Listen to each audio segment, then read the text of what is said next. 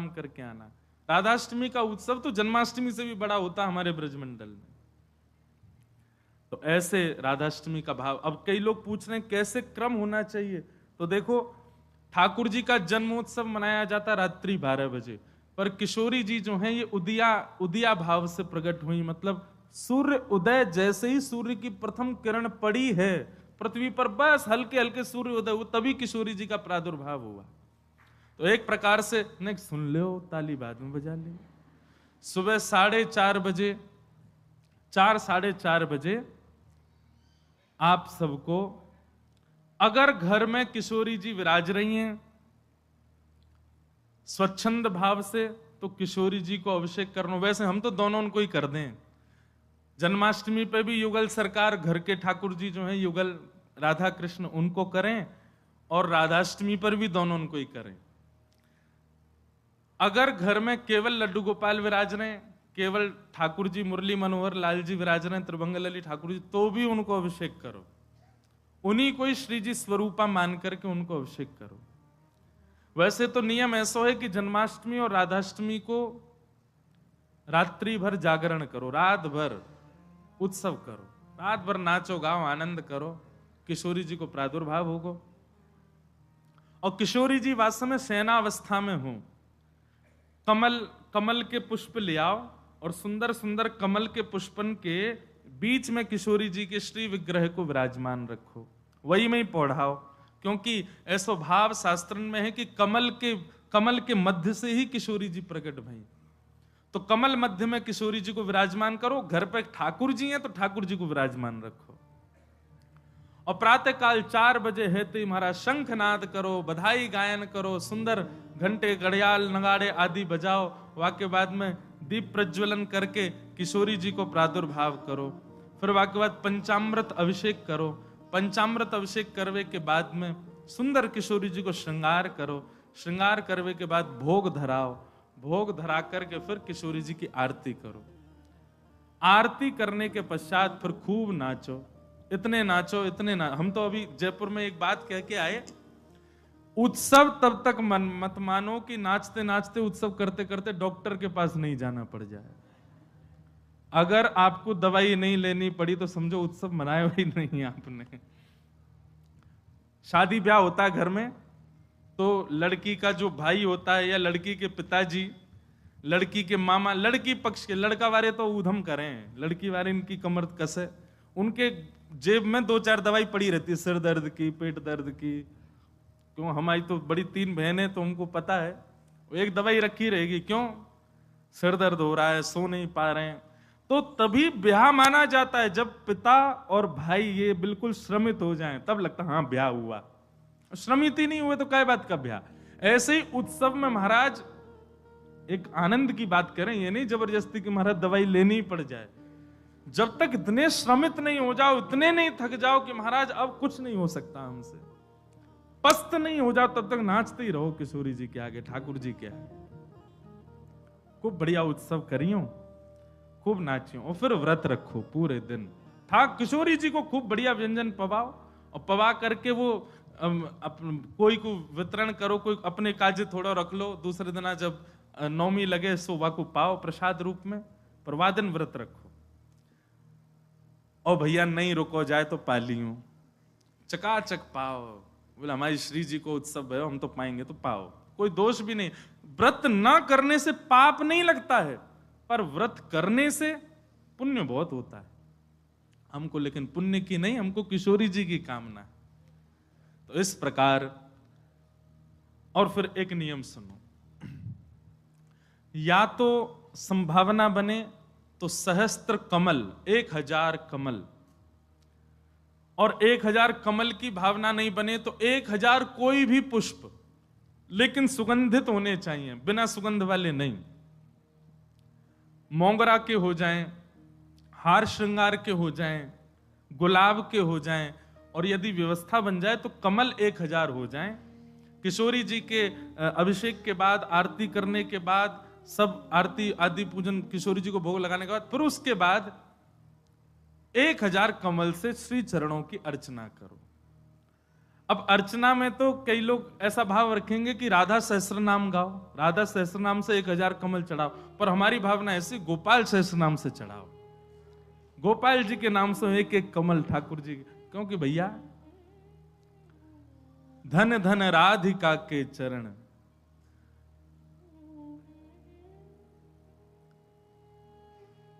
परमानंद दास जी का पद है, उसी पद में कहते हैं श्याम जिनकी शरण।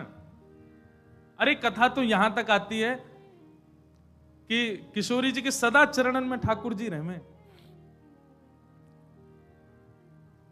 गा दें, बहुत सुंदर पद है।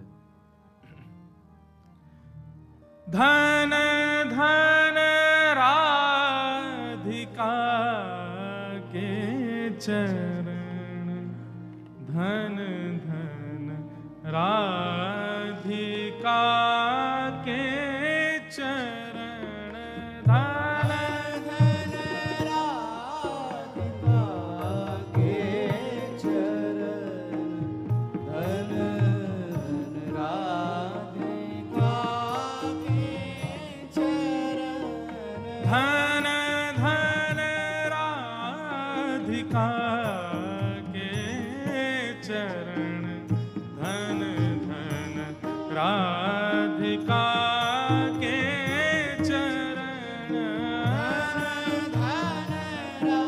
राधिका। सब लोग गाओ। धन धन राधिका के चरण। कैसे हैं चरण? परम शीतल अति कोमल, परम शीतल अति कोमल, परम शीतल अति कोमल, परम शीतल अति कोमल, कमल के सेवरण, धन धन कमल के सेवरण, धन धन कमल के सेवरण, धन धन कमल के सेवरण, धन धन राधिका के चरण, धन धन राधिका के चरण, धन धन राधिका के चरण, बोलो वृषभानु दुलारी की जय।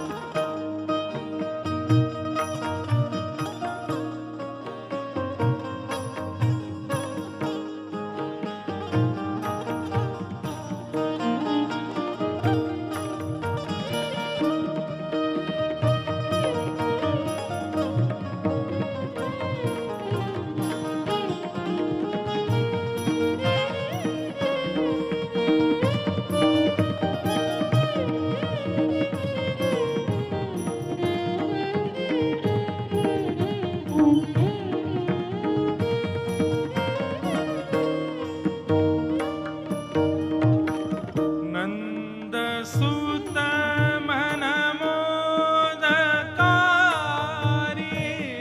नंद सुत मन मोदकारी, नंद सुत मन मोदकारी, नंद सुत मन मोदकारी, विरह सागर तरण, धन धन विरह सागर तरंग, हे दास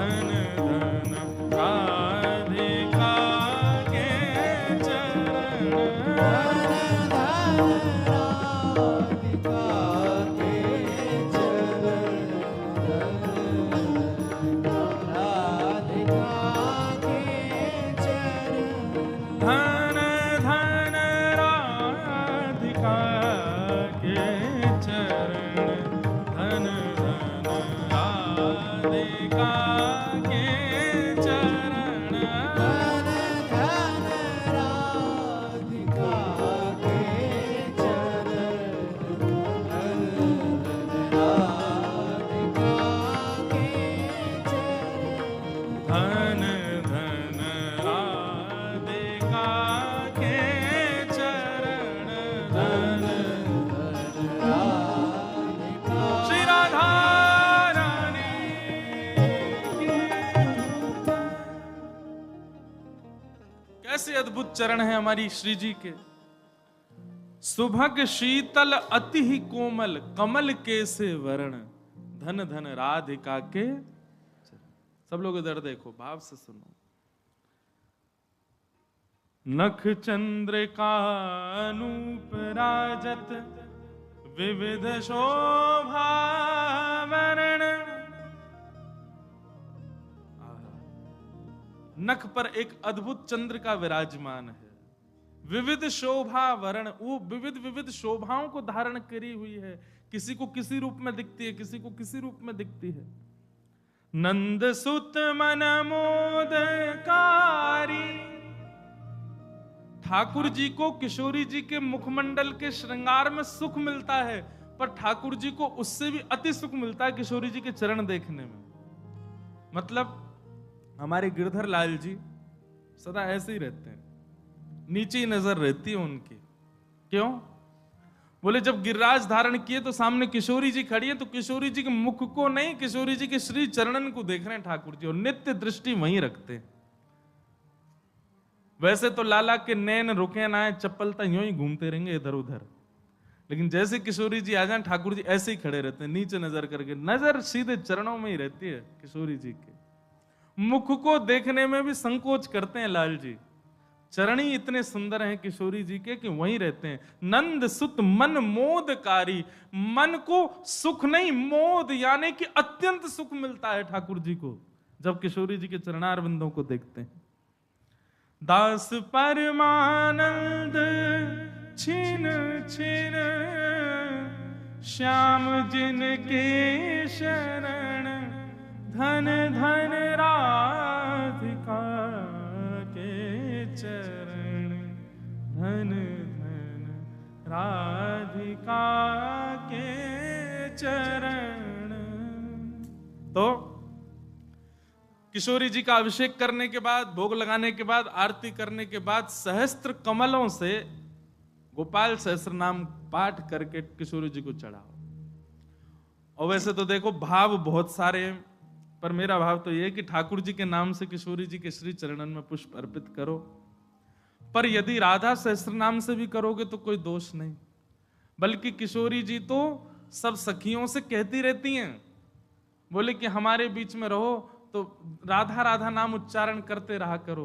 तो ललिता जी ने एक बार पूछी, बोले हे श्यामाजू, आपके निकुंज में बैठ करके राधा राधा क्यों बोले? आपको इतनो प्रिय अपनो ही नाम? बोले मुंह को प्रिय ना है, तो बोले मेरे चित्त में श्याम सुंदर बैठे उनको प्रिय है। तो राधा राधा आप उच्चारण करेंगे तब मेरे चित्त में विराजमान ठाकुर जी सुनेंगे तो उनको सुख मिलेगा, उनके सुख के लिए मेरो नाम गाओ। तो यदि राधा सहस्त्र नाम से भी अर्चना करो तो भी ठाकुर जी प्रसन्न होंगे, और गोपाल सहस्त्र नाम से करो तो श्री जी प्रसन्न होंगे। तो दोनों भाव से आपको जो बढ़िया लगे। और कई भगत तो ऐसे भी यहाँ बैठे हैं, वो तो 2000 कमल लाएंगे, पहले राधा सहस्त्र नाम फिर गोपाल सहस्त्र नाम, दोनों उनको प्रसन्न कर देंगे। तो इस प्रकार किशोरी जी का भाव रखना और फिर पूरे दिन बढ़िया उत्सव मनाना। यहीं आ जाना 9 बजे, फिर राधा वल्लभ जी जाना, तटिया स्थान जाना, पूरे दिना ब्रजमंडल को ही रखियो वादना। तो ब्रज तज और कोई भावना चित्त में आवे ही नहीं, ऐसा भाव किशोरी जी के जन्मोत्सव पर रखिएगा। आप सब लोग खूब भाव से राधाष्टमी जन। और एक बात तो मैं भूल ही गया, हाँ, दान जरूर करना। ब्राह्मणों को बुला करके, घर में कुछ संत जनों को बुला करके, स्वयं मत पाना पकवान, उनको पवाना, उनको खूब दान दक्षिणा देना। काय बात की? बोले बधाई है, हमारी लाडली जी प्रकट भई है, वाकई बधाई बांटते रहो। नहीं तो कछु नहीं चले तो 10-10 की गड्डी ले लियो और पूरे टम्पू और रक्सान में घूमते सबन को बांटते चलो, लो भैया हमारी लाडली जू की बधाई है। अरे उत्साह, ये तो मैं बता रहा हूं मंच से, ये बताने वाली बात नहीं, आपके मन में अपने आप आनी चाहिए ये सब बातें। हमारी लाडली जी प्रकट भैया, हम कहा करें आज।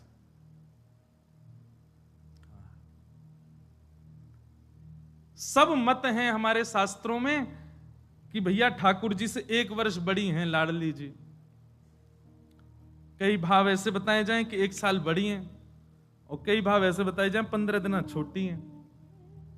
पर अधिकतर ब्रजवासी 15 दिन छोटी वारो भाव ही माने। लाडली जी नेक छोटी हैं, लाडली ठाकुर जी सो। क्योंकि हमने जब राधा रसामृत कथा करी नागपुर में, 2 बार कर चुके, वह कथा को तो सुख ही अलग है। कभी कभी मैं भी सुनता हूं, इतना आनंद मिलता है, सुख मिलता है किशोरी जी के चरित्र में। तो वहां एक प्रसंग सुनाया था मैंने कि जब किशोरी जी को प्रादुर्भाव भयो तो नंदरानी यशोदा भी आई हैं लाल जी को लेकर के। तो उससे ये बात प्रमाणित होती है कि ठाकुर जी को जन्म पहले भयो है, 15 दिन बाद किशोरी जी भई हैं। पर कई लोग अपनी कई भावनाओं को सिद्ध करने के लिए जबरदस्ती फिर इसी बात पे अड़े रहते, नहीं नहीं 1 साल बड़ी हैं लाडली जी, 1 साल बड़ी हैं किशोरी जी। कईयों को ब्याह करने होते हैं ना बड़ी से, तो कह देते राधा रानी भी तो बड़ी थी। देखो आप अपने निज कार्य में कुछ भी करो, पर जबरदस्ती लाडली जी ठाकुर जी को मत लाए कर। आजकल हमारा मन थोड़ा सा एक बात से और व्यथित है। वैसे तो मैं विवाद में कभी बोलता ही नहीं, कितनी सारी चीजें हुई, अब लोग ये भी कहेंगे क्यों नहीं बोलते, आपको बोलना चाहिए। पर हमें एक बात पता है कि विवाद में पढ़ने से वो हल नहीं होने वाली है, इसलिए हम ज्यादा पढ़ते ही नहीं उसमें। पर अभी हमारे पीछे कई लोगों ने फोन भी किया, कई लोग बोले भी, बोले महाराज जी आपको बोलना चाहिए, बोलिए बोलिए।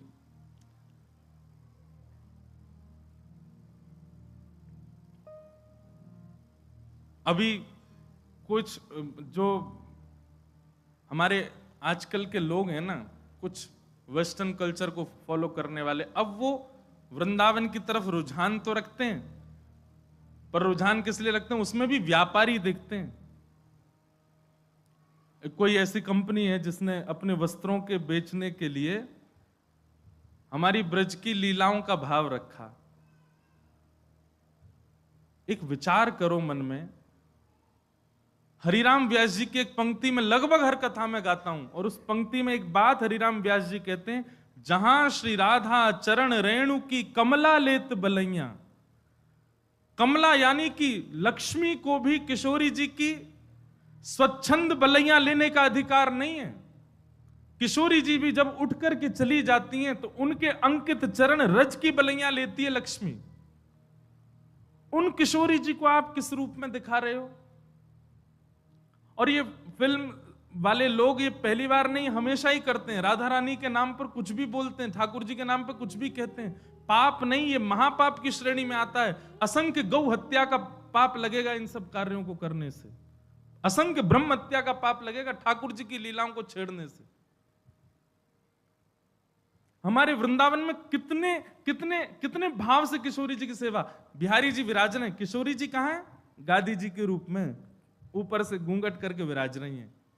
राधा वल्लभ जी में चूड़ामणि के रूप में विराजमान है, घूंघट करके विराज रही हैं। राधा वल्लभ श्री राधा रमण जी में नाम रूप से विराजमान है, चूड़ामणि घूंघट करके विराज रही हैं। जहां किशोरी जी के दर्शन का अधिकार मुझको और आप सबको नहीं है, वहां किशोरी जी को किसी को भी किसी प्रकार के वस्त्र धारण करा करके आप स्वरूप प्रकट कर दो, ये अच्छा तो नहीं। और केवल वैसे तो कभी लीला सुनी नहीं, वैसे तो कभी कथा सुनी नहीं, वैसे तो वृंदावन भी नहीं आए हैं कभी, किशोरी को जाना नहीं, सखियों को जाना नहीं। उनसे पूछ लिया जाए कि अष्ट सखियों के नाम ही बता दो, नहीं जानते। अष्ट सखाओं के नाम ही बता, केवल अपने व्यापार को बढ़ाने के लिए किशोरी जी और ठाकुर जी के भावों को ले रहे हैं। किशोरी जी और ठाकुर जी तो बड़े दयालु हैं, बड़े कृपालु हैं, कुछ नहीं कहेंगे। पर ये जो अष्ट सखियां हैं ना, और ये इनके चरणों के सदा दास बने हुए जो नक्षत्र आदि हैं, किसी दिन ये कुंपित हो गए तो ऐसे मुंह के बल घेरेंगे कि उठ नहीं पाएगा कोई।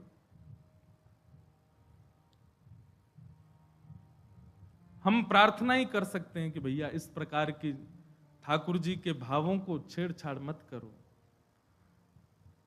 हमारे वृंदावन में 40-40, 50-50, 60-60 साल व्यतीत कर देते हैं महापुरुष मधुकरी पाते हैं, यमुना जल में स्नान करते हैं, सर्दी गर्मी कुछ भी हो फिर भी भोर में मंगला करने के लिए जाते हैं। इतना शुद्ध भाव ठाकुर जी और किशोरी जी के प्रति रखते हैं, तब भी जाकर के राधा तत्व को पहचान नहीं पाते। और आप लोग कभी कथा नहीं सुनते, कभी लीलाएं नहीं जानते, कभी वृंदावन नहीं आए और सीधे केवल अपनी वस्तुओं को बेचने के लिए ठाकुर जी का आश्रय लेते हैं।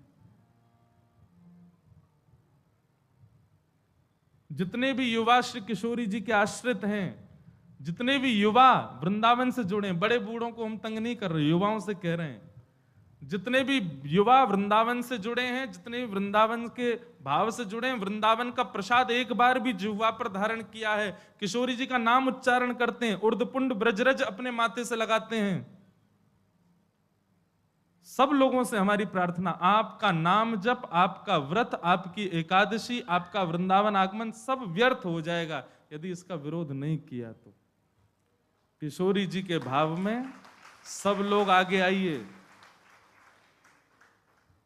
कुछ दिन पहले भी विवाद हुए थे, परंतु ये ज्यादा है। ये नहीं तो हमारे फिल्म जगत के लोग तो कभी भी कुछ भी करते हैं, राधा रानी पे ऐसे ऐसे फूड़ गीत भी बना देते हैं, उनके स्वरूप को कुछ भी दिखाते हैं। हम सत्य बताएं, मंच से पहली बार कह रहे हैं, आज तक श्री रामानंद सागर जी के द्वारा बनाई गई रामायण और पुरानी जो महाभारत थी उसके बाद जितने भी राधा कृष्ण या कोई भी ठाकुर जी के नाम से सीरियल भी बने हैं ना, किसी में रुचि नहीं आई आज तक, क्योंकि वो रूप आया ही नहीं जो आना चाहिए था। और हम एक और घोषणा करें, जैसे भक्ति पथ है ऐसे भक्ति पथ का एक और चैनल बनाया जा रहा है, क्योंकि आजकल के बच्चे जो हैं फोन एडिक्ट बहुत हो गए हैं। अधिकतर घरों में देखा गया, दूध नहीं पी रहा तो उसके सामने कुछ भी जला देंगे, वो देखता रहेगा कार्टून और फिर उसके बाद में उसको खिला देंगे, पिला देंगे, जो भी करेंगे। तो हमने एक भाव रखा, जितनी भी लीलाएं ठाकुर जी की बाल्यकाल की सुनाते हैं कथा में, उन सबको कार्टून रूप में करके फिर उनको यूट्यूब पे डाला जाए। अब क्या दिखाना है बालक को, नहीं दूध पीवे तो सूरदास जी का पद हम गा रहे हैं, उसकी व्याख्या कर रहे हैं। ठाकुर जी चोटी पकड़ के कह रहे हैं, कबहू बढ़ेगी चोटी मैया मोरी, किते बरस मोए दूध पिबत भय, ये अजहू है छोटी। अब इसका ढूंढ रहे हैं, कोई मिले हमको एनिमेशन वाला अच्छा, बहुत जल्दी, अगर राधाष्टमी तक भी लगे हैं कोई मिल जाएगा तो जल्दी जी। जितनी लीलाएं ठाकुर जी की बाल लीलाएं सुनाते हैं, किशोरी जी की बाल लीलाएं सुनाते हैं, और फिर वो शुरू होगा काम तो फिर और ज्यादा लीला सुनाएंगे। उन लीलाओं को बालकों के लिए कार्टून उसका बनवा करके फिर डलवाएंगे। दिखाओ बच्चों, दिखाना ही है फोन तो वो दिखाओ। इस भाव से कम भोजन भी करेंगे, रोएंगे भी नहीं और ठाकुर जी की लीला भी सुनेंगे। तो उनका फोन का जो एडिक्शन है वह भी एक सद्भाव में परिवर्तित होगा। तो हम तो प्रयास कर रहे हैं अपनी तरफ से जितना हो सके। आज इतने युवा बात मानते हैं, एक बार कुछ भी कहते हैं फॉलो करते हैं तुरंत। सब युवाओं से प्रार्थना है, आप सबके पास बल है, आप सभी किसी को सपोर्ट करते हैं तो वो कुछ बनता है, और आप सभी किसी को गिराते हैं तो वो गिर जाता है। कम से कम दुनिया को कुछ भी करने दो, ठाकुर जी की लीला, ठाकुर जी के भाव, ठाकुर जी के स्वरूप को यदि कोई इस प्रकार से दिखावे तो उसके आगे हाथ भी नहीं जोड़ने, उससे प्रार्थना भी नहीं करनी, उससे जिज्ञासा भी नहीं करनी, सीधा उसको नीचे गिर दो, नहीं तो हमारा नाम जब साधन सब व्यर्थ हो जाएगा। इसलिए भैया आप सब युवा जागृत होइए, इस विषय पर थोड़ा ध्यान दीजिए। कुछ दिनों के अंदर अगर ये नहीं समाप्त होता है तो फिर इसके लिए कुछ और नियम कड़े वृंदावन से उठाए जाएंगे, किया जाएगा कुछ ना कुछ, क्योंकि ये स्वीकार तो नहीं किया जाएगा लंबे समय तक। हमारी किशोरी जी का स्वरूप, उनके रूप लावण्य, सखियों को क्या जानते हैं हम लोग? कौन है ललिता जी, कौन है विशाखा जी, कौन है ये सारी सखियां?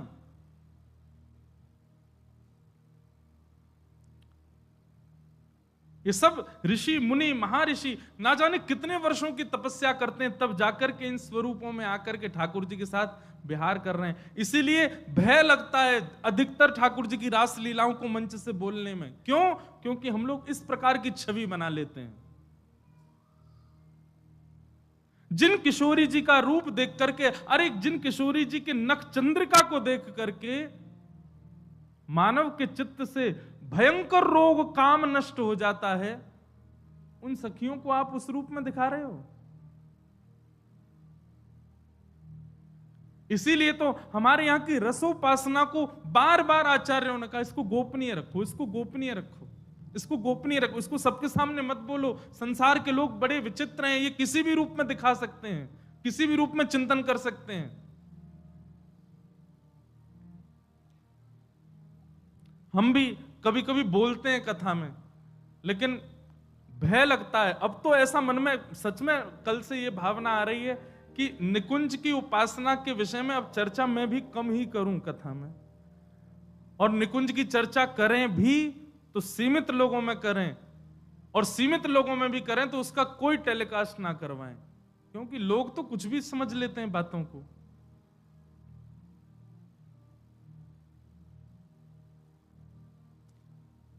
इसलिए भैया, जितने भी युवा यहां सुन रहे हैं या लाइव में सुन रहे हैं या कहीं भी सुन रहे हैं, पूर्ण विरोध कीजिए। ये जो भी ब्रांड है या जो भी लोग हैं, जो भी इस प्रकार के ठाकुर जी के रूप पर, नाम रूप लीला और धाम, इन चारों पर यदि कोई भी दुष्प्रचार दुष्प्रभाव करे तो अपने माथे का तिलक मिटा दीजिएगा, अगर आप उसको ना रोक सकें तो। मधुकर शाह अकबर के यहां गए। मधुकर शाह हरिराम व्यास के शिष्य थे। मधुकर शाह जी को जब दीक्षा प्रदान की तब से तिलक उर्दपुंड धारण करते थे। कहां के? ओरछा के राजा। जब अकबर के यहां पहुंचे तो अकबर ने मन में विचार किया कि शायद मुझे दिखाने के लिए जबरदस्ती बड़ा बड़ा तिलक लगा के आते हैं।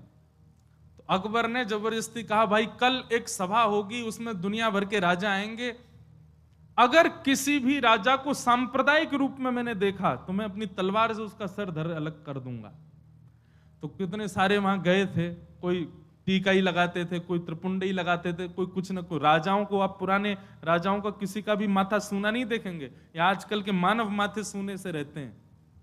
नहीं तो माथा सूना रखना भी शास्त्रों में निषेध बताया गया है। जिसका माथा सूना हो, सुन लो, उसको यदि कोई भजनानंदी व्यक्ति देख ले तो उसका भजन कम हो जाएगा। इसलिए माथा सूना, जिसका माथा सूना है उसके ऊपर तो क्या ही प्रभाव होता होगा, कुछ नहीं तो एक बिंदी रखनी चाहिए। तो प्राचीन काल के राजा सब लगाते थे, केवल मुगल राजा जो थे ये तिलक नहीं धारण करते थे। तो कह दिया कि महाराज, अगर कल किसी ने किसी का सांप्रदायिक तिलक या जातिवाद या फिर किसी प्रकार के धर्म का स्वरूप मैंने माथे पर देखा तो मैं सर धर से अलग करवा दूंगा। डर के मारे कई राजाओं ने अपना तिलक उतार दिया। दूसरे दिन सभा में बिल्कुल महाराज साफ माथे से आए, लेकिन मधुकर शाह और दिन से भी भारी और मोटा तिलक लगा के आए। जैसे ही आए तो राजा ने भी स्पष्ट मधुकर शाह को नहीं कहा, बोले मुझे कुछ लोग दिख रहे हैं तिलक धारण करके आए हैं, मैं तलवार निकाल करके उनका सर धर से अलग कर दूंगा, उससे पहले समय दे रहा हूं, जाकर के जल से अपना माथा धो के आओ। मधुकर शाह ने भी अपनी तलवार निकाली, बोले कि जब तक तिलक मस्तक पर है तब तक तो तेरी तलवार मेरा गर्दन छू नहीं सकती, तिलक मिटने के बाद तेरी तलवार जरूर मेरे गले तक आ जाएगी। तो राजा भूल जाना कि तुम मेरा गला सर धर से अलग कर दोगे। तिलक जब तक है, मेरे गुरु के पाद चिन्ह जब तक मेरे माथे पर विराज रहे, युगल सरकार के चिन्ह जब तक माथे पर विराज रहे, तब तक तेरी तलवार नहीं छू सकती। और तुम चाहे सभा से बेदखल कर दो, हम तिलक नहीं उतारेंगे। पूरी सभा में मधुकर शाह तिलक में ही बैठे रहे। राजा की हिम्मत नहीं हुई कि उनको ऊपर प्रहार कर सके। तो तिलक है, नाम है, लीला है, रूप है। कई लोग रूप धारण करते हैं केवल वृंदावन में, बाहर जाते ही फिर जीन्स, फटी जीन्स में आ जाते हैं, बाहर जाते ही फिर बदल जाते हैं। क्यों?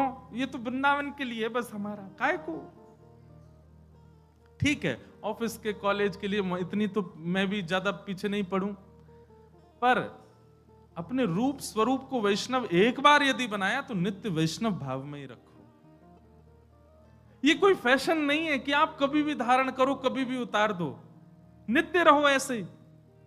अरे ज्यादा अच्छा अच्छा पहनने का शौक, इसमें ही पहनो, लेकिन रहो ऐसे ही।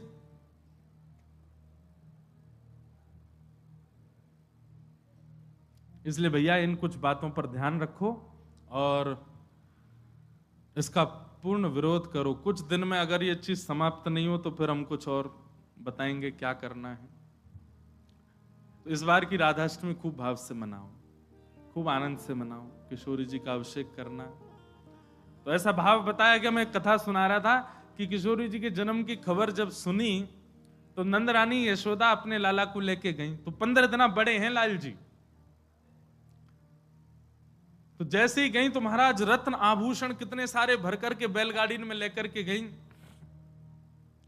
किशोरी जी को जाकर के देंगे। और सुनो, किशोरी जी के दर्शन करने के लिए यशोदा मैया गई तो वादना लाला को भी छोरीन जैसो श्रृंगार करके ले गई हैं।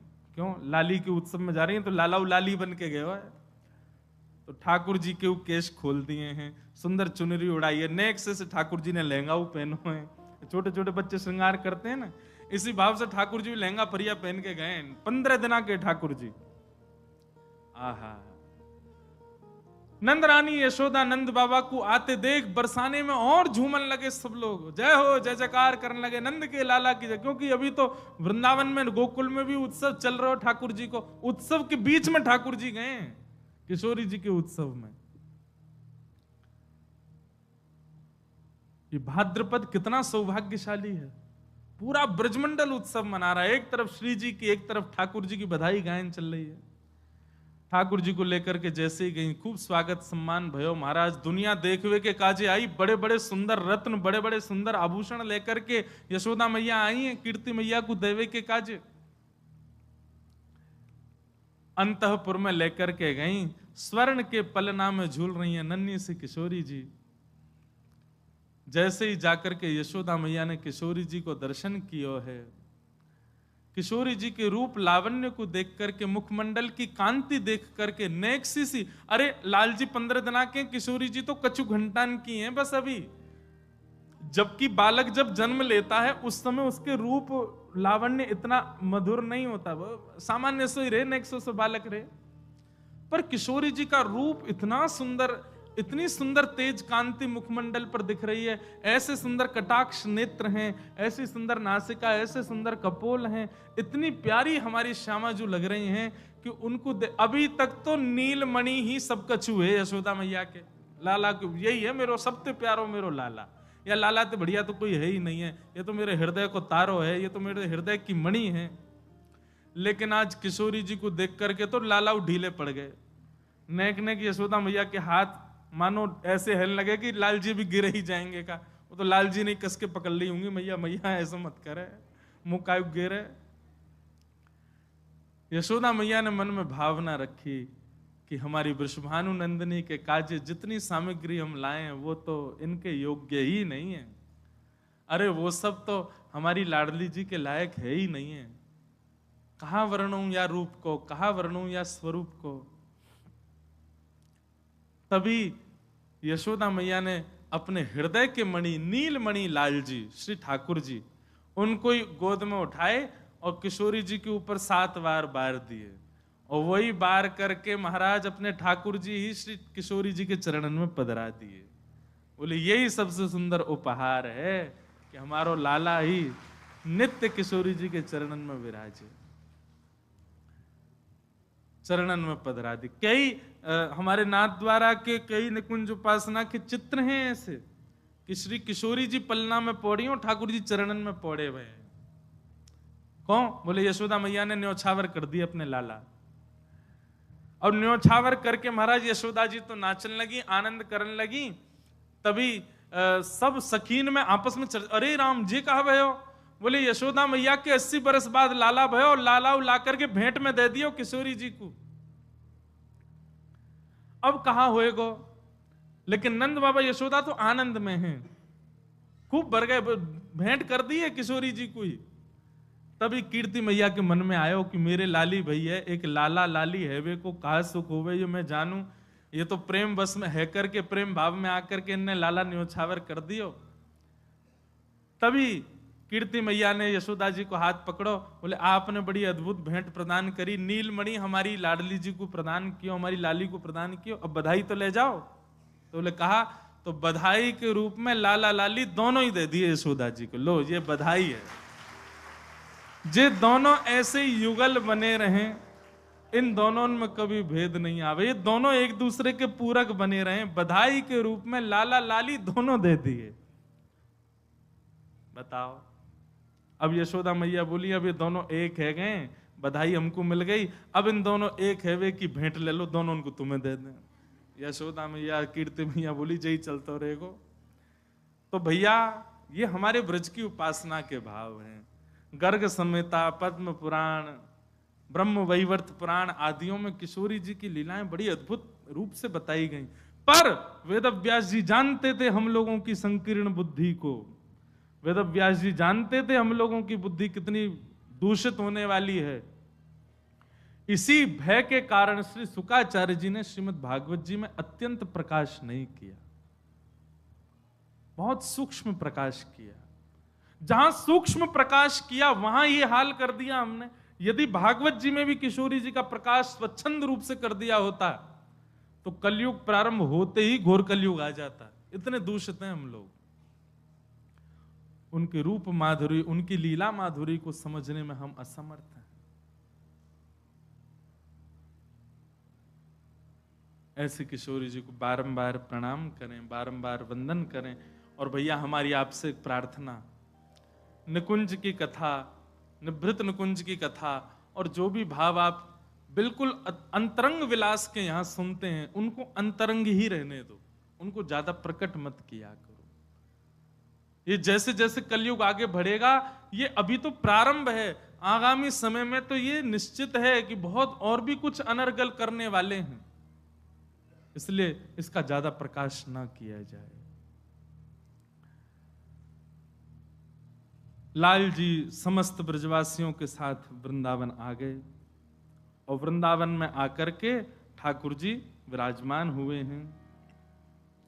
वनम वृंदावनम नाम पशव्यम नवकाननम, गोप गोपी गवाम सेव्यम पुण्याद्रि तृणवेरुधम। वृंदावन सामान्य नहीं है बंधु, साधारण नहीं है। वैसे तो 84 कोस का पूरा ब्रजमंडल उसको वृंदावन ही कहा जाता है, पर वृंदावन की पहचान दो बातों से है। वृंदावन के एक छोर में श्री गिरिराज जी और दूसरे छोर में यमुना जी, इसके बीच का पूरा जो भाव है, गिरिराज जी से सीधे चलो जमुना जी तक, पूरा वृंदावन ही मानो जाए। पहले गिरिराज जी जो थे वे काफी विशाल रूप में थे, वो तिल भर रोज भीतर जा रहे हैं, तो अब सूक्ष्म भाव से हमको दर्शन दे रहे हैं। नहीं तो गिरिराज जी यहीं तक है महाराज, गिरिराज जी की छाया वृंदावन पे पड़ो करती, इतने विशाल गिरिराज जी है पहले।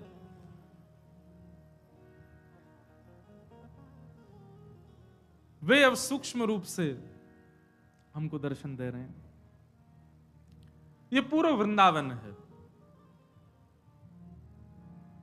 किशोरी जी ने अपने हाथों से निर्माण किया है वृंदावन का, सामान्य नहीं है वृंदावन। वृंदावन मिल जाए तो समझ जाइयो ठाकुर जी मिल गए, वृंदावन वास मिले तो समझ जाइयो प्रियालाल मिले। पर अब एक बात और सुनो, अभी के परिप्रेक्ष्य में लोग धन से या फिर अपने अन्य बलों से वृंदावन में रहने का प्रयास करते हैं। आप कहोगे महाराज जी तो और कैसे, फ्लैट कहां मिलेंगे, रहने को जगह कहां मिलेगी। हमने तो भैया इतने पद पदावली पढ़े हैं, कहीं भी ये नहीं लिखे कि फ्लैटों में बसो, वृंदावन में जाके वृंदावन में जाकर के घर बना लो। वृंदावन में तो पहले प्रारंभ में तो फिर ऐसे सहज भाव से ही रहना चाहिए। बहुत ध्यान से सुनिएगा। वृंदावन प्रारंभिक में तो कोई आश्रम में रह लो, कोई गुरुजन की शरण में रह लो, कहीं ऐसे ही विराजमान रह लो। वृंदावन के उपयोगी स्वयं को बनाते चलो, फिर जब लगे कि हाँ अब इतने वर्ष हमने सेवा करके व्यतीत कर दिए, तब वृंदावन में फिर कोई जगह आदि किशोरी जी कृपा करे तब लो। सीधे ही आकर के वृंदावन में महाराज करोड़ों रुपया लगा के खरीद ली जमीन, बना लिए घर, रह रहे मां में। वृंदावन की जब तक सेवा नहीं करोगे तब तक वृंदावन स्वीकार कैसे करेगा? तो पहले तो जो अभी ये लोग कहते हैं हमको ब्रजवास मिले, पहले ब्रज की खूब सेवा करो। जब जब ब्रज आओ, जब जब वृंदावन आओ, ब्रजवासीन की, रसिक जनन की, रजरानी की, यमुना जी की, वृंदावन बिहारी लाल, राधा रमन लाल, राधा वल्लभ, सबकी सेवा करो खूब। और सेवा करके जाओ, अपने अपने घर में ही रहो, कोई दिक्कत नहीं है, अपने काम करो। कितने बालक हमारी दृष्टि में ऐसे हैं अच्छी अच्छी एजुकेशन प्राप्त कर रहे हैं, कोई डॉक्टर की पढ़ाई कर रहा है, कोई कुछ कर रहा है, कोई कुछ कर रहा है। सबकी इच्छा क्या है कि हम श्रेष्ठ बन करके, जो भी पदवी मिलेगी वो बन करके वृंदावन में आके ब्रजवासियों की सेवा करेंगे, वृंदावन की सेवा करेंगे। पहले ब्रज की सेवा करके ब्रज का अधिकार, ब्रज को बताओ कि हाँ हम अधिकारी हैं आपके। किशोरी जी को जब लगेगी कि हाँ आप ब्रज के अधिकारी बन गए, आपको प्रयास नहीं करना पड़ेगा, किशोरी जी स्वयं बुलाएंगी आपको।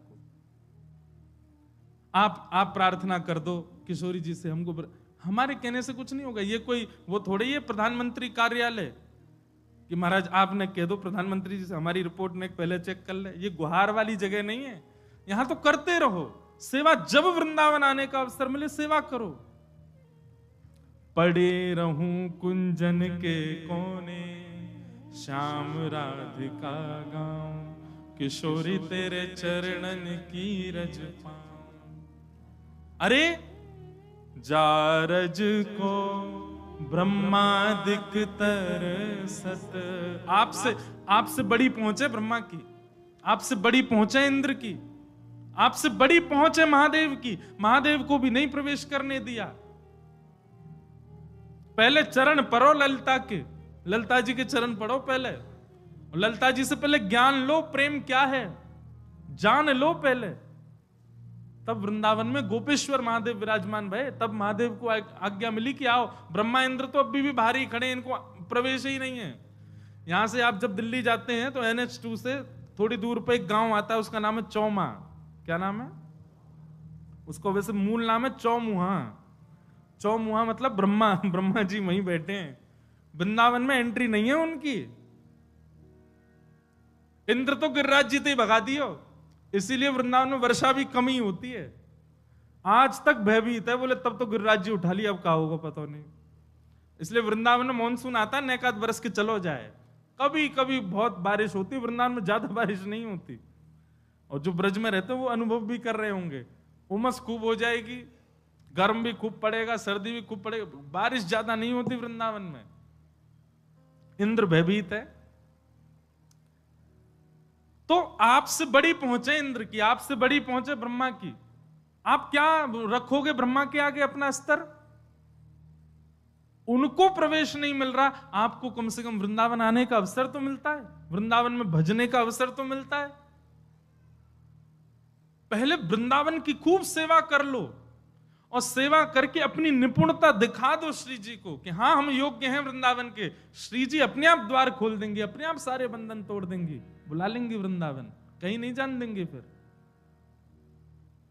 अरे किसी जगह जॉब चाहिए हो तो रिज्यूम दिखाया जाता है अपना, हमारी कितनी क्वालिफिकेशन, इतने पढ़े लिखे हैं, यहाँ काम किया, इतना ये किया। अगर आपने बहुत जगह काम किया, एक्सपीरियंस्ड हो, तो आपको तुरंत हायर कर लिया जाएगा। कहा कियो है? बोले कछु ना धन कमाया हो, सेवा फेवा कछु ना करी, किशोरी भग आते वृंदावन में आवेगो। अरे पहले सेवा कर, रसिक जनन की सेवा कर, ब्रजवासीन की सेवा कर, वृंदावन की सेवा कर, रजरानी की सेवा। कहां सेवा कर रहे हैं हम? शनिवार रविवार जाते, सोमवार को देखा करो वृंदावन में कितनी गंदगी कर जाते हैं लोग। जमुना जी में आचमन नहीं कर सकता कोई। क्या सेवा कर रहे हैं हम लोग? केवल राधा रमन राधा वल्लभ बिहारी जी जाने से काम नहीं चलेगा। मैं तो ये भी सोचता हूं कि कभी कभी मैं इन विषयों पर भी चलूं, पर मेरे को विवाद में पढ़ने की बिल्कुल इच्छा ही नहीं होती। यमुना जी के लिए क्या कर रहे हैं हम लोग?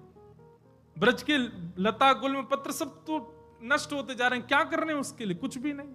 अरे रज खत्म हो गई वृंदावन की, और छोड़ो, ठाकुर जी के लिए वृंदावन नहीं छोड़ा, खुद बस गए आकर के।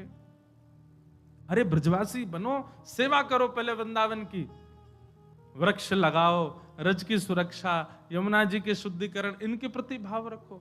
नित्य की एक माला इसलिए करो कि हे विधाता यमुना जी नित्य पवित्र। कौन करता? कोई नहीं करता।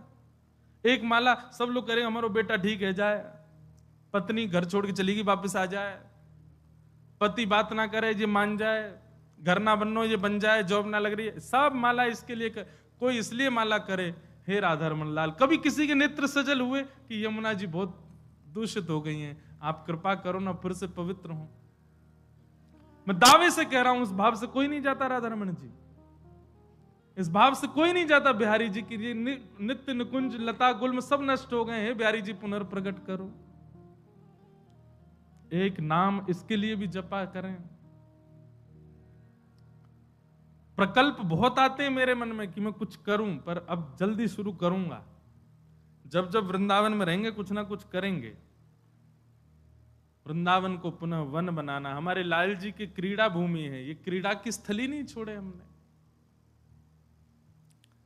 तो पहले ब्रज की सेवा करो, ब्रज को ब्रज बनाओ, इस योग्यता ऐसी योग्यता दिखाओ कि श्री जी बुलावे आपको कि नहीं अब ब्रज में रहना है आपको।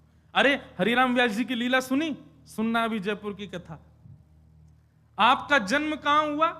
ओरछा में, और केवल एक बार आ गए वृंदावन, और यहां हितरवंश महाप्रभु से दीक्षा ग्रहण करके लौट करके नहीं गए। फिर मधुकर शाह ने कितना प्रयास किया, ब्राह्मण भेजे, संत जन भेजे, हरिराम व्यास जी नहीं गए। मधुकर शाह स्वयं आ गया और उसने आकर के हरिराम व्यास जी से नहीं, हितरवंश महाप्रभु से निवेदन किया कि आपके शिष्य हैं, आप यदि आज्ञा कर देंगे तो इनको जाना पड़ेगा ओरछा। महाप्रभु जी बोले मैं आज्ञा करूं क्यों? मधुकर शाह बड़ा चतुर, उसने कही कि यहां रहेंगे तो अकेले इनका कल्याण होगा, वहां चले जाएंगे तो हजारों का कल्याण होगा, एक से अधिक का कल्याण हो, अच्छा है ना। महाप्रभु जी को लगा बात तो ठीक है तुम्हारी, चलो ठीक है हम आज्ञा कर देंगे। और जैसे ही महाप्रभु जी ने कहा हम आज्ञा कर देंगे, उस समय हरिराम व्यास जी निधिवन में थे, और निधिवन में बस हमारे श्री स्वामी श्री हरदास जी महाराज के चरणों में बैठ करके कुछ श्रवण कर रहे थे। तभी समय हुआ तो प्रणाम करके वहां से जैसे निकलने लगे, निकलते समय किसी व्यक्ति ने मार्ग में ही बता दिया, बोले आज तुम राधा वल्लभ जी मंदिर मत चले जाना। बोले क्यों? मधुकर शाह आया, बोले आने दो, वो तो ऐसे घूमता रहता, मुझको ले जाना चाह रहा है वापस ओरछा। बोले नहीं वो आपको ले जा, उसने तो दूसरा ब्रह्मास्त्र छोड़ा। बोले क्या? बोले उसने हितरवंश महाप्रभु जी से कह दिया है कि आप आज्ञा करो। हरिराम व्यास जी बोले गुरु जी ने हामी तो नहीं भर दी? बोले गुरु जी ढूंढ रहे हैं तुमको कि तुम जाओ तो वो तुमको आज्ञा कर दें कि भाई तुम चले जाओ ओरछा, और गुरु आज्ञा तो आपको माननी पड़ेगी। हरिराम व्यास जी पछाड़ खा के गिर गए पृथ्वी पर, और बार बार लता गुल्मों को अपने हृदय से लगाएं, ब्रजरज को अपने तन से लगाएं, यमुना जी में जाकर के यमुना जी को हृदय से लगाएं, और बार बार कान पकड़ के कहें मुझसे कोई अपराध हो गया है, आप क्यों ऐसा कर रहे हैं, हे वृंदावन आप मुझे क्यों दूर भेजना चाह रहे हैं। मुख पर कालीत पोतली, पूरे मुख को काला काला स्याही से भर दिया। अब लोग तो बहुत बड़ी बड़ी बात, कोई संत कह रहे बोले गधा पे बैठ गए और बैठ करके वृंदावन में डोलन लगे। किसी ने कही क्या कर रहे हो? बोले वृंदावन छोड़ के जाने वाले की यही गति होनी चाहिए, किसी को मुख मत दिखाओ और ऐसी स्थिति में ही रहना चाहिए। तब उनका एक पद है श्री हरिराम व्यास जी को। हरिराम व्यास जी थोड़े से सीधे बोलते थे।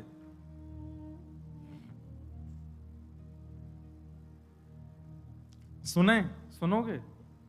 घबराइयो मत। हाँ, जो बाहर जाने वाले घबराना नहीं है। हरिराम व्यास जी कह रहे हैं वृंदावन तज जे सुख चाहत ते राक्षस प्रेत। वृंदावन छोड़ करके जो अन्य सुख की कामना रखते हैं, बोले वही है राक्षस, वही है प्रेत। व्यासदास के उर में बैठियो मोहन कहीं कहीं देत। हरिराम व्यास जी कह रहे हैं मेरी वाणी नहीं है, मेरे चित्त में बैठे हुए ठाकुर जी बोल रहे हैं। बोले क्या? वृंदावन तज जे सुख चाहत, ते ही राक्षस प्रेत। अब इसके आगे तो और खतरनाक बोले हैं। अभी राक्षस प्रेत कह दिया, उसके बाद क्या कह रहे हैं? ते नर राक्षस कूकर गधा ऊंट, वृषभ गज बोक, व्यास जू वृंदावन तज भटकत, तासिर पनही ठोक। पनही समझते हैं क्या होती पनही? हैं? पनही मतलब चप्पल, जूता चप्पल, वो एक ही बात है। ये उन लोगों के लिए नहीं जो वृंदावन आकर के वापस जाते हैं, उन लोगों के नहीं, वो ये उन लोगों के लिए कह रहे हैं। बोले जो वृंदावन से विलग अन्य सुखों में जिनकी रुचि है। कई लोग बोले सांस में सांस आई, हम तो कल घर जाने की सोच रहे थे। वृंदावन सुख के विपरीत अन्य सुखों में जिनकी रुचि है, उनके लिए कह रहे हैं। पनही मतलब चप्पल। एक बार की एक घटना है, वह सुनानी तो नहीं चाहिए मंच से, एक घटना सुना रहे हैं। जब हम कथा नहीं करते थे तो एक बार पिताजी के साथ अमेरिका गए, तो वहां एक जगह कथा हुई पिताजी की। तो वहां हमारे साथ एक ब्रजवासी वाद्य बजाने वाले भी थे।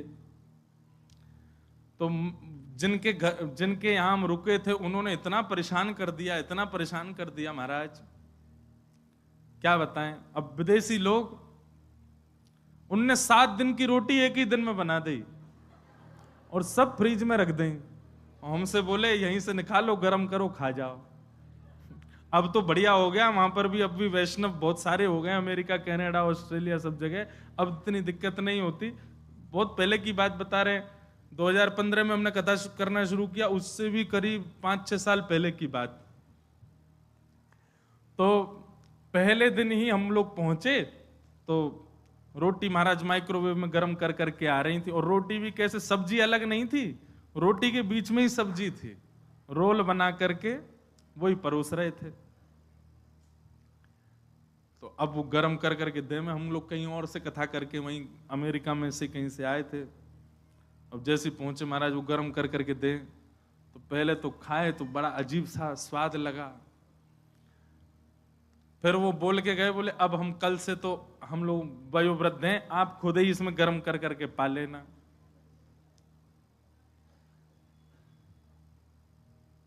दूध भी लाते तो उसमें पानी भर के धर देते, वो ज्यादा दूध नहीं पी जाएं। रात में हम लोग सोने जाते, एसी बंद कर देते, अब पसीना में नहा रहे हैं भैया, वहां पे पंखे होते नहीं, एसी होता है। इतने परेशान कर दे, और भी बहुत कुछ हुआ, सब थोड़ी बताएंगे। वहां पे क्या होता है कि अंदर ही गीजर होते हैं, वहां ठंडे पानी से तो नहाने का, कोई 12 महीना गर्म से ही नहाओ, ठंड रहता है थोड़ी सी।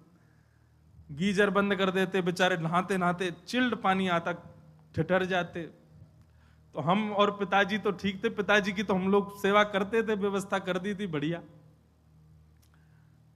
और शहर का नाम लूंगा तो वो पहचान जाएंगे, इसलिए मैं शहर का नाम भी नहीं बता रहा। तो वो तबला वाले जो भैया गए थे हमारे संग ब्रजवासी, वो बड़े परेशान हो गए। अंतिम दिन क्या हुआ, सबका सम्मान किया जा रहा था, व्यास जी का किया, हम पिताजी के संग गाने पे गए थे, तो हम कोरस वाले, हमारा भी सम्मान हुआ। और सबको सम्मान के बाद 2 शब्द बोलने माइक पे, पिताजी भी बोले, पिताजी तो बोल ही रहे थे, कथा कर रहे थे, हमको हमारा सम्मान, हमने भी मैं बहुत अच्छा लगा, आप लोगों ने बुलाया, सब बहुत बढ़िया रहा, ये बोले, जाना तो है। जब आई उनकी बारी, तो वो मंच पे आए, फिर उनका सम्मान हो गया। तो बोले, जो जिनके यहाँ रुके थे उनका नाम लेके बोले, आपको तो हम चाहेंगे कि आप वृंदावन आओ। तो वो नीचे से बोले, वृंदावन में हमको संतों से मिलवाओ, हाँ सबकी पनहियां खपाएंगे तुमको। तो जैसे अभी आपने ताली बजाई, ऐसे सबने ताली बजाई, वाह वाह, इनको पनहियां मिलेंगी। अब हम और पिताजी तो एक दूसरे को देखें, तो वो उनसे उन्होंने ही बोला पनैया का मतलब जानते? बोले नहीं नहीं नहीं, बोल पनैया रोटी होती है, एक विचित्र प्रकार की रोटी। आपको बोले दो दो दिलवाना, दो दो। बोला हाँ दो दो ही दिलवाएंगे तुमको। तो ऐसी अद्भुत लीला। तो श्री व्यास जी कह रहे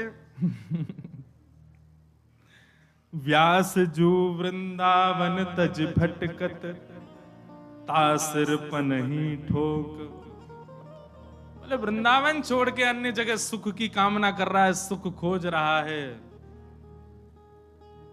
वहां के सिर पे तो पनही पड़नी चाहिए। अरे वृंदावन मिल गो, वृंदावन यदि एक बार भी प्रिय लग गया हो, हमारे राधा रमन जी नेक सुंदर लग गए हो, राधा वल्लभ जी में नेक मन लग गए हो, बिहारी जी के मंगला में महाराज बिहारी जी के बंगला में मन झूम गए हो, समझ जाइयो तुम वृंदावन के नेक करीब आ गए। बस अब और कहीं मत जाओ, वृंदावन के ही है जाओ।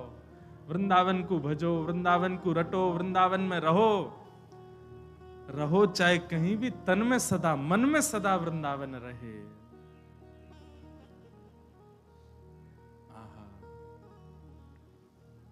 वृंदावन सदा हृदय में रहे। हरिराम व्यास जी का ही एक और पद है। हरिराम व्यास जी कहते हैं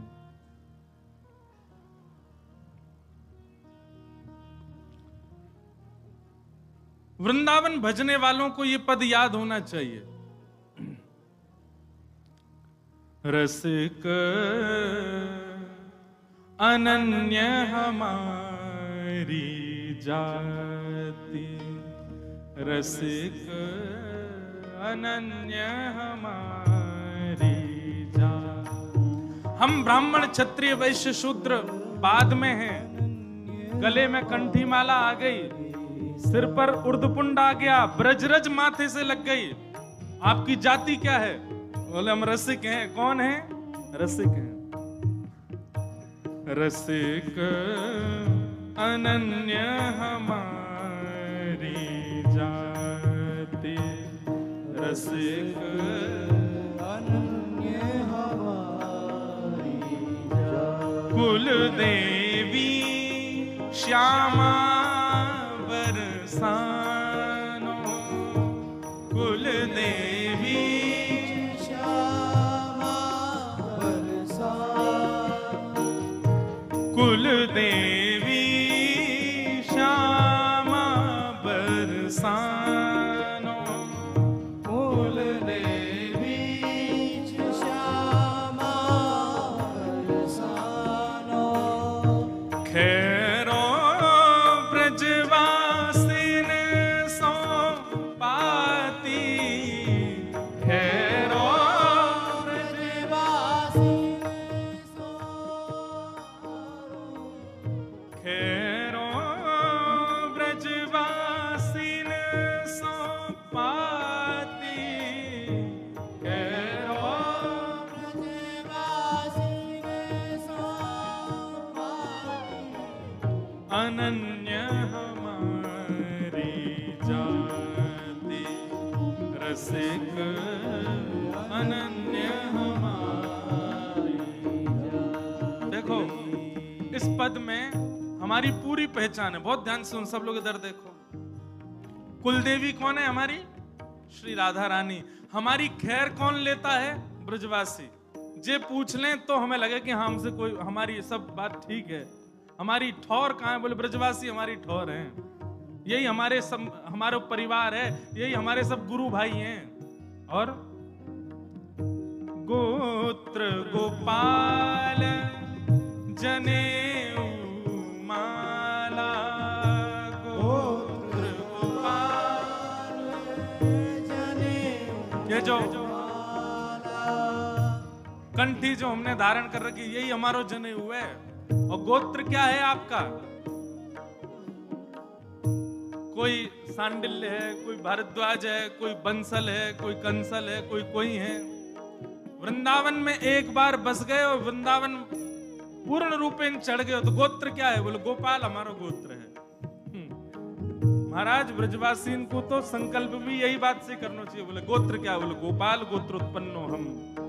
गोपाल गोत्र, क्यों? ब्रजवासी हैं। हरिराम व्यास जी कह रहे हैं गोत्र गोपाल जनेऊ माला, गोत्र गोपाल जनेऊ माला, शिखा शिखंडी हरि मंदिर भाल, शिखा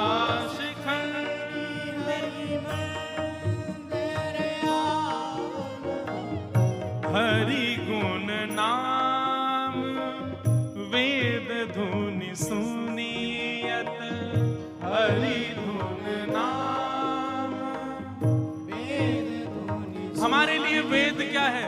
हरि नाम ही हमारे वेद ध्वनि है। और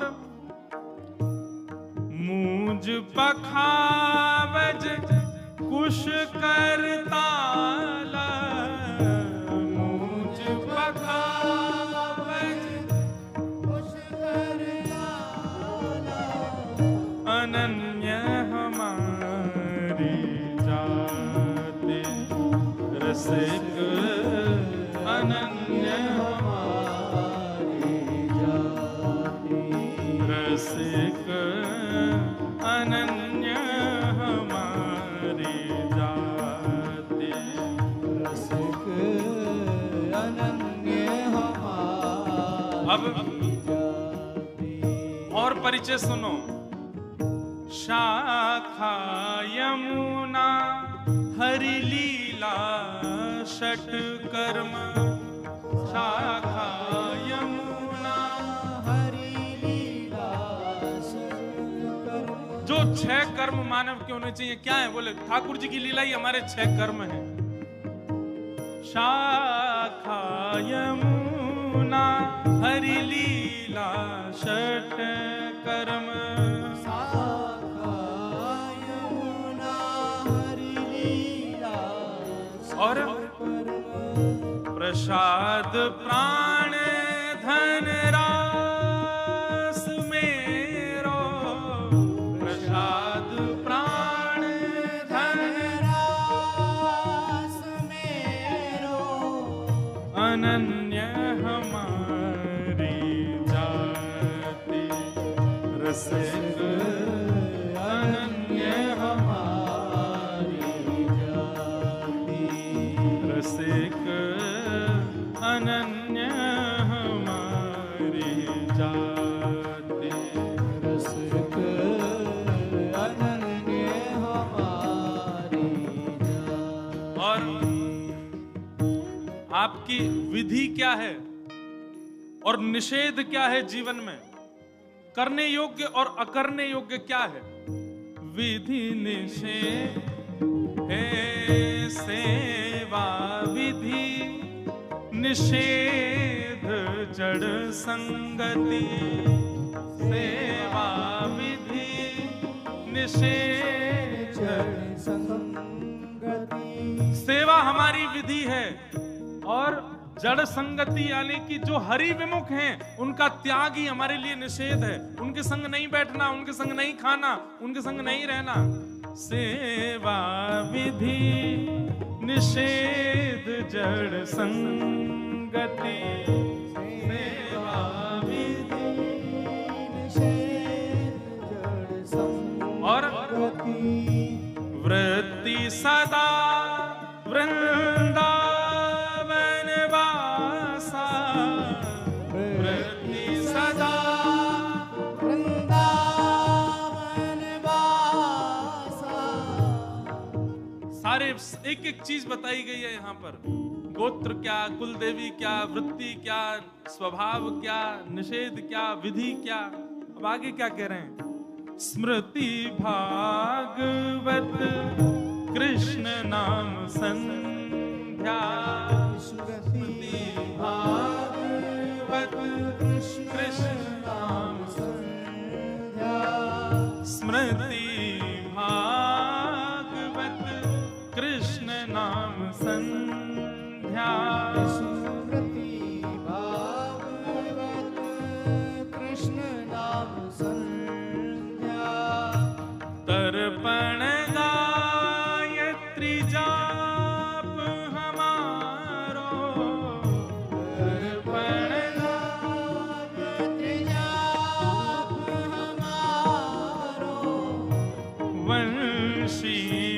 ऋषि जजमान कल्प तरु वंशी ऋषि यजमान कल्प तरु व्यास न देत आशीष शराप व्यास न देत आशीष शराप अनन्य हमारे जाते रसिक अनन्य हमारे जाते रसिक अनन्य हमारे जाते रसिक अनन्य हमारे जाते रसिक अनन्य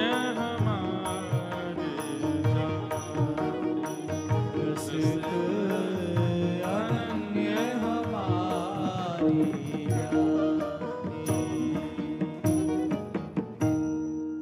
अनन्यता और चीजों में हो ना हो पर ब्रज के प्रति होनी चाहिए।